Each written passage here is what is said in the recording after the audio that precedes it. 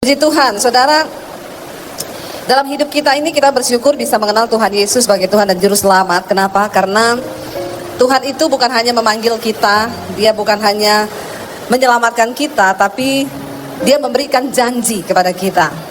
Karena ya, orang Kristen tuh bersyukur. Kita nih baca Alkitab itu begitu banyak janji-janji Tuhan loh. Ya. Saya nggak tahu kalau yang lain, tapi yang saya tahu di Alkitab itu isinya itu semua janji Tuhan. Ya, dan janji itu luar biasa, saudara. Janji tentang pemeliharaan, janji tentang tuntunan Tuhan, janji tentang hidup yang berkelimpahan, semua janji diberikan kepada saudara dan saya. Dan tentunya Tuhan mau ketika kita menerima janji itu, kita imani dan itu sungguh-sungguh terjadi dalam hidup kita. Sehingga kita bukan hanya menjadi orang yang percaya saja, tapi kita punya banyak kesaksian tentang janji Tuhan terjadi di hidup kita. Karena memang tidak semua orang akan mengalami janji itu. Hanya orang-orang tertentu yang akan mengalami setiap janji Tuhan itu dalam hidupnya, saudara. Kita buka bersama dulu Mazmur 12 ayat yang ke-6 dan ayat yang ke-7. Mazmur 12 ayat 6 dan ayat yang ke-7, saudara. Firman Tuhan berkata di sana, ya, kita baca dengan suara yang keras. Mazmur 12 ayat 6 dan 7, 1, 2, 3. Janji Tuhan adalah janji yang murni. Bagaikan apa?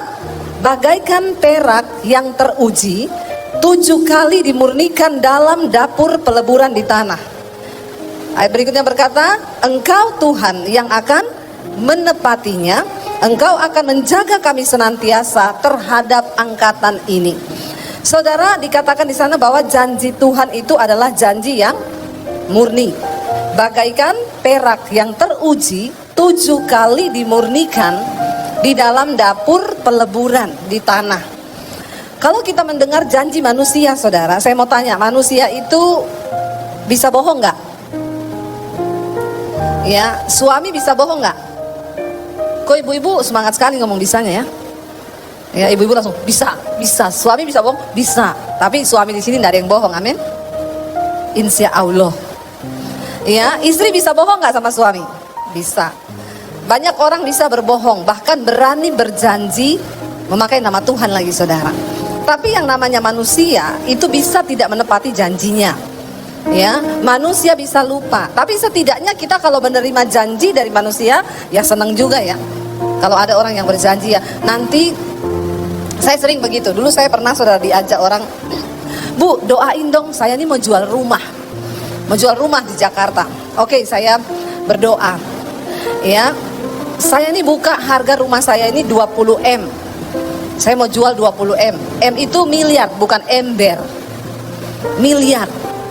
Berdoa, saudara, dia bilang begini sama saya dengan suami, nanti Bu, kalau rumah ini laku, saya beliin ibu rumah deh yang seharga 500 juta.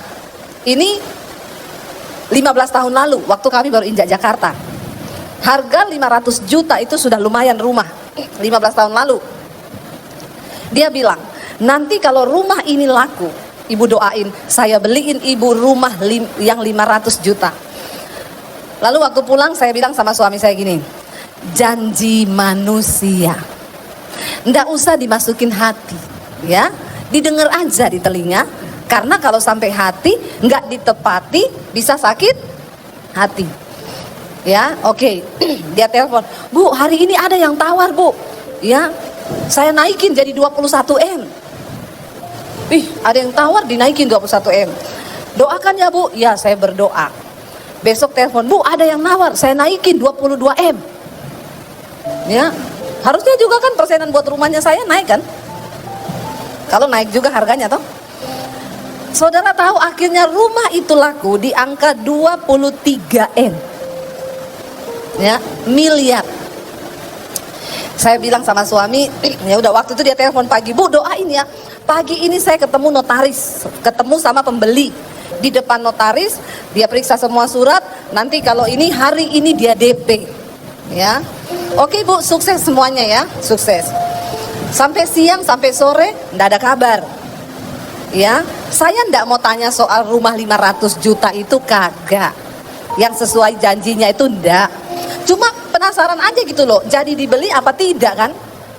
Ya, cuma itu aja. Saya telepon, ya bunyinya, telepon yang Anda tuju sedang bersembunyi. Ya, nggak nyambung. Saya SMS nggak dibalas, akhirnya saya teleponlah pembantunya. Mbak, itu ibumu lagi baik-baik saja kan? Sehat toh? Saya cuma takut aja kok, dari tadi siang saya telepon nggak diangkat ya. Bu pendeta, saya mau ngomong sama ibu. Kenapa? Kan tadi siang rumahnya sudah dibeli. Ibu tuh aneh, begitu pulang dari notaris terima bayaran, dia bilang, kalau ada yang cari saya, bilang saya nggak ada di rumah. Tutup pintu. Kalau ada yang telepon, bilang saya nggak ada. Itu pasti orang-orang mau minta duit karena tahu rumah saya laku. Janji manusia. Boro-boro beliin rumah 500 juta. 50.000 pun nggak dapat. Janji memang kalau janji manusia itu jangan dimasukin hati. Anak berjanji sama orang tua janji sama anak, nggak usah. Karena banyak pertengkaran terjadi gara-gara janji yang tidak ditepati. Saya berusaha sampai hari ini, kalau ada orang janji, saya nggak mau masukin di hati, cukup masuk di kuping saja, amin. Karena kalau kita masukin hati, nanti kita sakit hati. Makanya muda-muda di sini, ya kalau pacaran, cowoknya kebanyakan janji, itu pret. Ya, banyak janjinya itu biasanya pret. Mending jalani aja, nggak usah janji.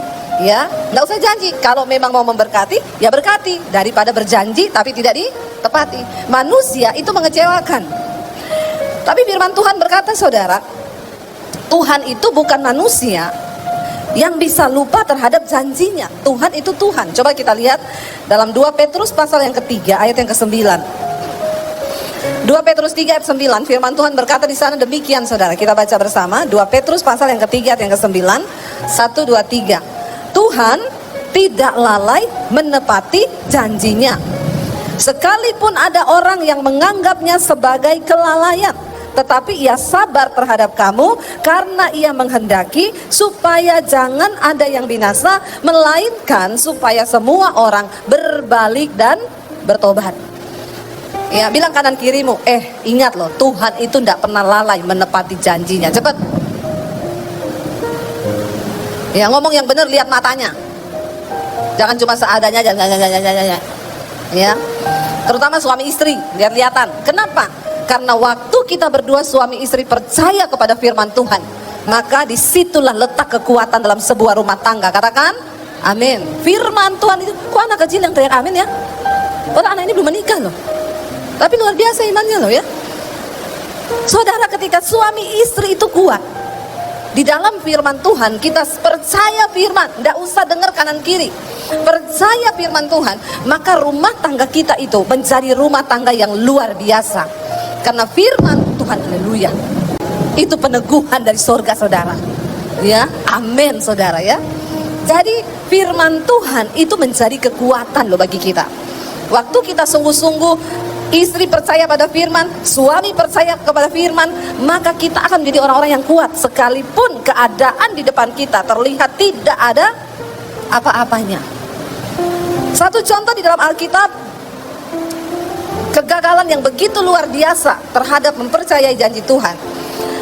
Ketika Abraham mendapatkan satu janji bahwa dia akan menjadi bapa orang beriman, bapa segala bangsa.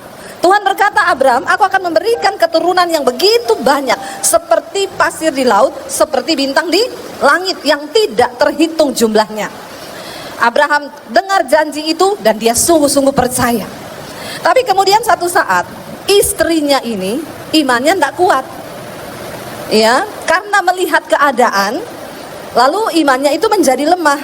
Coba kita lihat bersama Kejadian pasal yang ke-16. Ayat yang pertama mulai. Kejadian pasal 16 ayat yang pertama, firman Tuhan berkata demikian di sana, saudara. Kita baca sama-sama 1, 2, 3. Adapun Sarai istri Abram itu tidak beranak. Ia mempunyai seorang hamba perempuan, orang Mesir, Hagar namanya. Berkatalah Sarai kepada Abram, engkau tahu Tuhan tidak memberi aku melahirkan anak. Karena itu, baiklah engkau menghampiri hambaku, mungkin oleh dialah aku dapat memperoleh seorang anak. Dan Abram mendengarkan perkataan Sarai. Sampai di situ dulu. Ketika melihat keadaan di depan mata yang tidak masuk akal logika. Sarah ini berusaha menggoda atau melemahkan iman suaminya. Dia bilang begini, "Pak, ya memang si Tuhan bilang kita akan dapat anak. Tapi coba kamu lihat," dia bilang, "engkau tahu sendiri, aku ini sudah menopause, aku sudah mati haid. Tidak mungkin aku bisa memperoleh anak." Makanya dia bilang, "Engkau tahu Tuhan tidak memberi aku melahirkan anak. Karena itu hampiri saja budakku, orang Mesir yang bernama Hagar." Saudara, waktu Tuhan memberikan sebuah janji, perhatikan, maka iblis akan berusaha memutarbalikkan janji itu. Tuhan bilang kepada Abram, "Aku akan memberikan engkau anak yang sangat banyak." Titik, tidak ada apapun. Tapi iblis balik kepada Sarah, iblis bilang apa? "Engkau tidak mungkin melahirkan anak.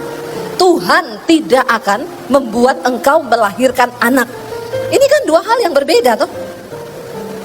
Lalu yang lebih gila lagi saudara, Sarai bilang kepada Abram, "Kamu tiduri saja budakku orang Mesir." Dan saya baca di Alkitab ini yang sangat mengagetkan. Di sana Alkitab mencatat, dan apa di sana? Abram itu mendengarkan perkataan Sarai.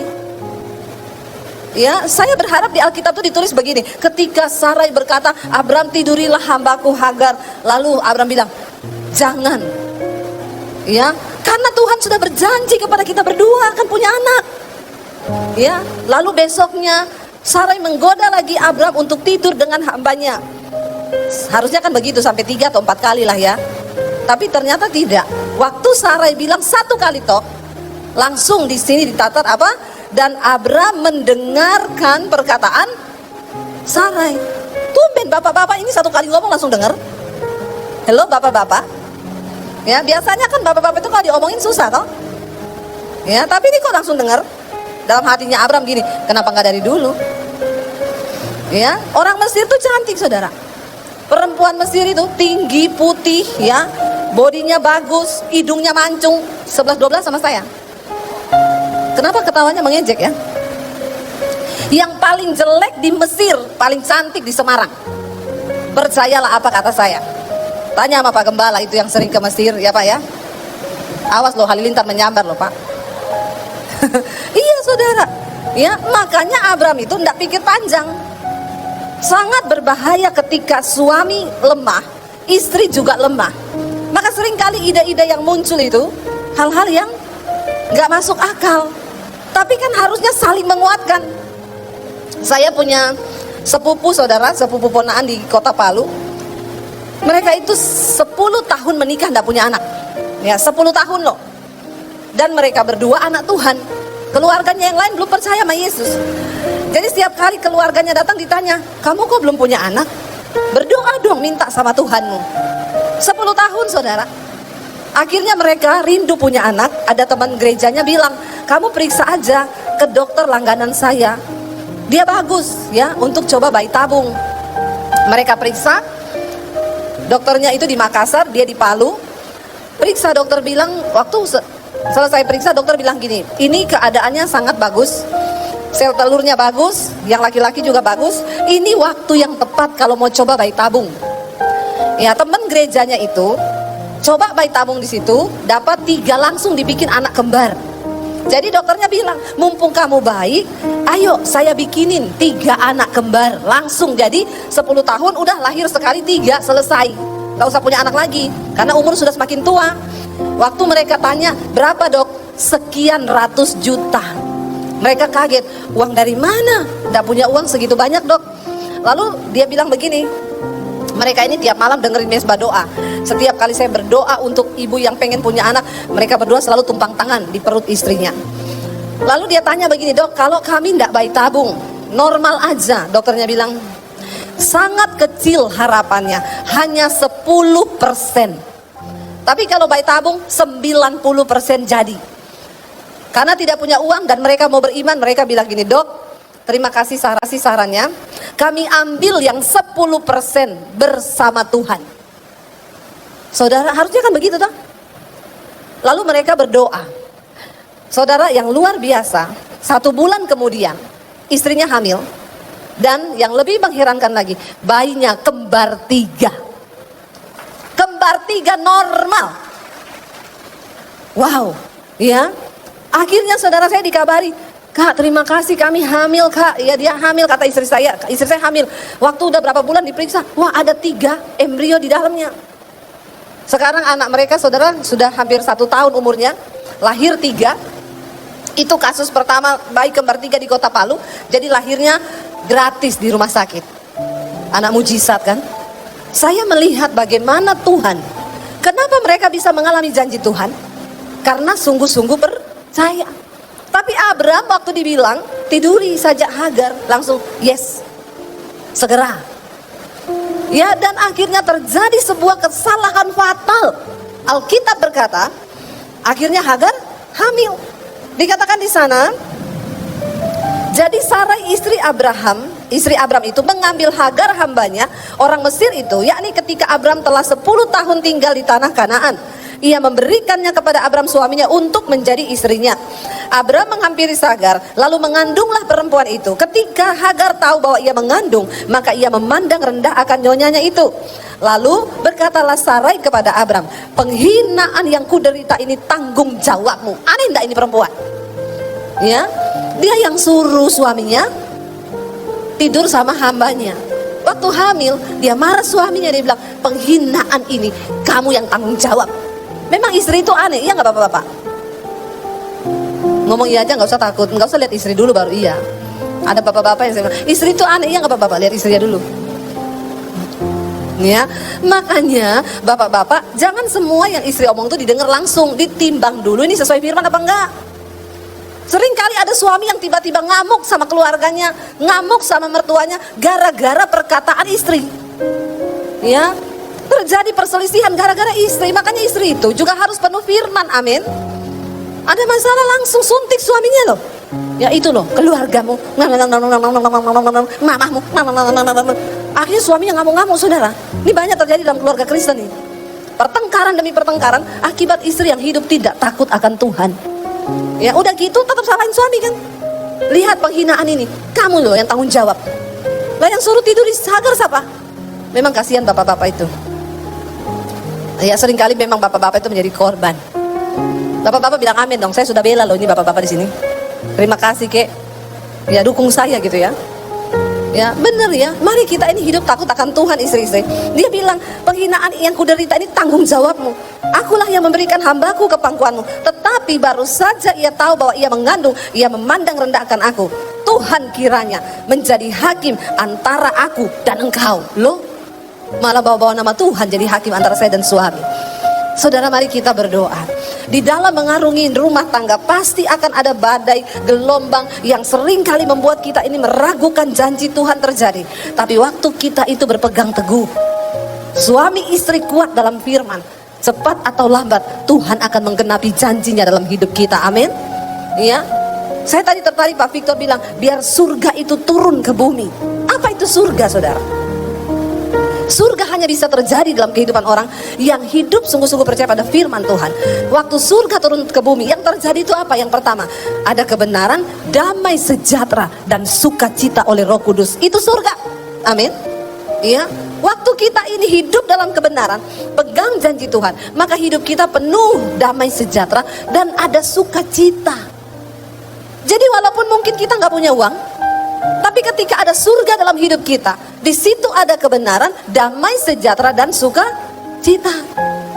Saya dan suami mengalami banyak badai pergumulan di dalam hidup kami berumah tangga, saudara.